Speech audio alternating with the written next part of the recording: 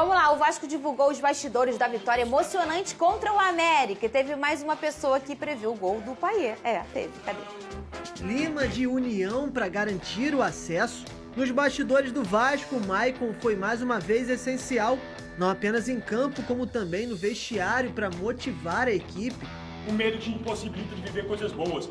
Meu time não tem medo, nós não temos medo. Os caras não têm nada a perder, é como o Paulinho falou, nós temos muita coisa a ganhar. E hoje é 3 pontos, sem resenha, 3 pontos lá dentro, rapaziada. E depois da cobrança de falta magistral que garantiu a vitória, Payet ainda teve um abraço com Rossi, que como a filha de Roberto Dinamite, também previu o gol. Eu te falei, irmão. I speak for you, bro. I speak believe. You never take, bro. You, the best. Falei pra ele que ele ia fazer o gol. Eu falei que a gente ia decidir o jogo. Clima de alegria e um Vasco mais unido do que nunca para afastar o time da zona de rebaixamento. A vitória deixou o Gigante da Colina com 40 pontos, na 15ª posição e a 3 de distância do primeiro time da zona, o Cruzeiro, que é o próximo adversário do Cruz Maltino, no dia 22 de novembro. E como você destacou ontem aqui, né, Pedrosa, é um cara que se imaginava que ele chegaria para isso, para resolver o negócio, né? Quando eu falei ontem aqui, Fernanda, até eu vi uma galera questionando, Pedrosa, só porque ele fez 2 gols, ele já vale isso? Não, não. Ele não fez 2 gols. Ele colocou 6 pontos na conta do Vasco na tabela do Campeonato Brasileiro. Obviamente, com os 2 gols que ele fez.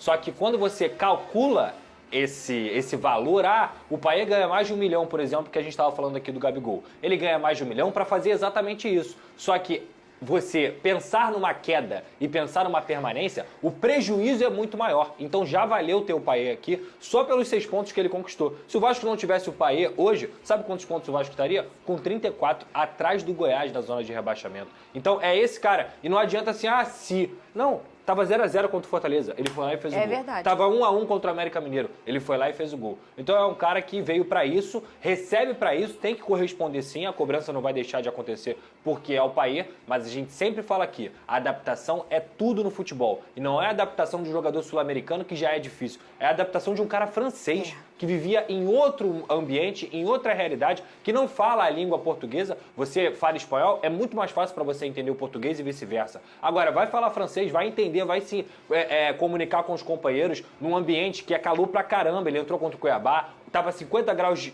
de sensação térmica em São Januário. Então a gente tem que entender que o Payet 2023 é para definir esses jogos e não para o Vasco montar um time ao redor dele. Para 2024 é outra história. Então eu estou muito satisfeito com o desempenho do Payet. E o cara, quando é um cara diferente, que é o caso do Payet, Vini, às vezes se ele está demorando, vamos dizer que não é o caso, a se adaptar num quesito temperatura, clima, a exigência física, o nosso futebol é bem diferente, mas aí ele vai sempre arrumar um recurso para ser diferente. No caso dele é a bola parada. Pois é. Olha quanto tempo aí a gente não viu um gol de bola parada.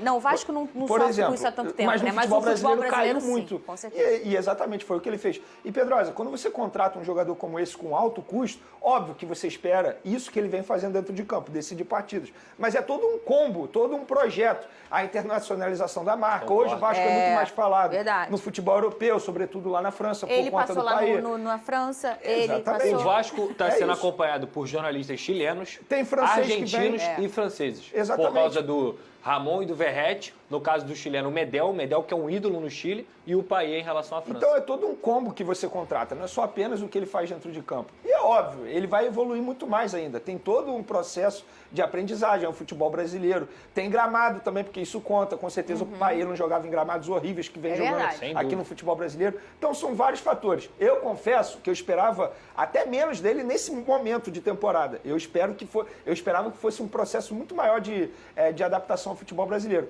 Mas eu acho que ele está indo muito bem. E ele já decidiu 2 partidas para o Vasco, nesse momento é importantíssimo. Ramon Dias, Payet, Medel, Verratti, já por várias vezes falamos desses personagens importantes para essa arrancada do Vasco, que no retorno está em 6º lugar no Campeonato Brasileiro. E na eleição para a escolha do novo presidente do Vasco, quem levou foi a melhor foi o Pedrinho, como a gente contou ontem para vocês aqui. Essa eleição foi no sábado, ele assume a presidência no mandato até 2026 e mudou, né? Eu te perguntei isso em off, eu pergunto porque pode ser a dúvida de muita gente.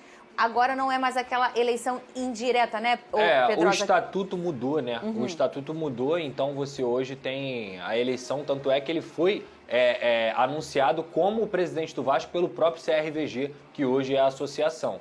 Então, assim, cara, eu acho que foi uma escolha do próprio sócio-torcedor do Vasco, sócio-torcedor não, sócio estatutário do Vasco da Gama, muito bem feita. O Pedrinho é um cara muito sério, eu admiro muito o Pedrinho, não só pela carreira dele como atleta, mas também como comentarista, e a gente teve a oportunidade nos últimos anos, ter um contato maior com essa pessoa que é o Pedrinho, um cara sério, honesto, capacitado, porque ele se capacitou para isso. E muita gente compara assim, Fernando, mas o Roberto também. Gente, o Roberto Dinamite, naquela ocasião ali, ele foi escolhido por um grupo e um grupo de pessoas que convenceu o Roberto a sair do seu lugar de ídolo para ser presidente do Vasco e tirar o Eurico naquele momento. O Roberto ainda consegue, na gestão dele, dar uma Copa do Brasil pro Vasco e depois essas mesmas pessoas que tiraram ele dessa situação abandonaram o Roberto. Então, o Roberto não era um cara preparado para administrar um clube. Ele precisava de pessoas ali ao redor dele. Não é o caso do Pedrinho. Então, eu entendo que o Roberto pode até ter sido um mau presidente, mas ainda bem que a torcida do Vasco conseguiu separar isso e hoje ele é tratado como deve ser tratado, como o maior ídolo da história do Vasco.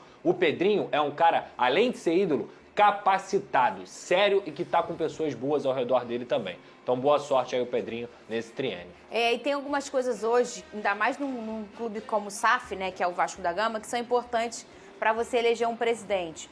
O primeiro deles é o cara ter noção de gestão. O Pedrinho fez curso, que se capacitou.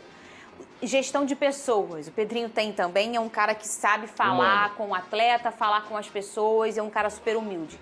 E mais do que tudo, para ter 30% do Vasco, que é o que ele vai ter na mão, né? Os outros 70% são da SAF, ele precisa só querer o bem do Vasco. Não pensar nele, não pensar em nada, só pensar no Vasco da Gama. E eu não tenho dúvida que é isso que está na cabeça e no coração desse cara agora, é melhorar o Vasco e ponto final, independentemente, mas eu vou aparecer aqui, não.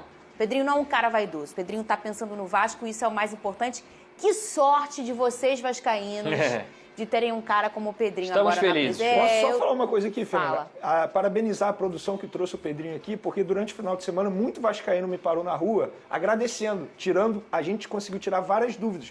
Muita gente não sabia que um presidente, mesmo sendo um clube SAF, ele ainda tem poderes ali sendo 30%. Então, parabéns à produção por ter feito isso. Não só os poderes dos 30%, Vene, que você tem que fiscalizar o contrato, o cumprimento com a 777, o associativo tem São Januário. Sim, então a reforma passa pelo Pedrinho, por exemplo. Sim. O associativo tem os esportes olímpicos, o Colégio Vasco da Gama, entre tantas outras. O Vasco ainda tem um clube a ser gerido. Então a presidência do Vasco não caiu de importância, ela continua sendo muito importante. E aí a gente vai dizer aqui que a gente também chamou o Levenciano, que era o outro candidato a presidente, mas por uma questão de agenda ele não pôde vir.